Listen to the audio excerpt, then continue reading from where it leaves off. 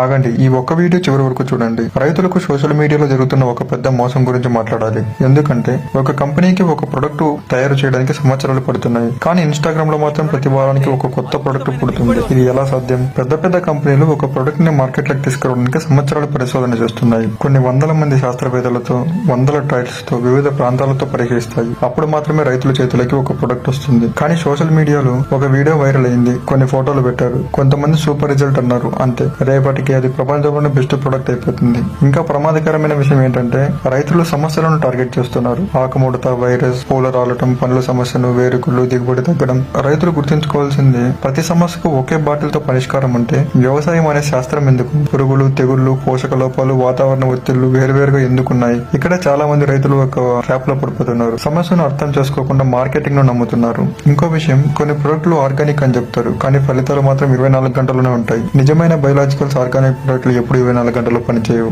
సమయం తీసుకుంటాయి. కానీ మార్కెటింగ్ కు సమయం అవసరం లేదు. కొన్ని ప్రొడక్ట్స్ కు టెక్నికల్ పేరు ఉండదు, శాస్త్రీయ సమాచారం ఉండదు, ట్రయల్ డేటా ఉండదు. ప్రొడక్ట్ పైన ఒకటి ఉంటుంది, లోపల ఇంకొకటి ఉంటుంది. కానీ రైతు మాత్రం ఒక పెద్ద తప్పు చేస్తున్నాడు. ఇంతమంది వాడుతున్నారు కదా, ఇంతమంది చెబుతున్నారు కదా అని నమ్ముతున్నాడు. గుర్తుంచుకోండి, జనం ఎక్కువగా మాట్లాడుతున్నారని ఒక ప్రొడక్ట్ గొప్పదే కాదు. ఒక ఉత్పత్తి కొనే ముందు 4 ప్రశ్నలు అడగండి.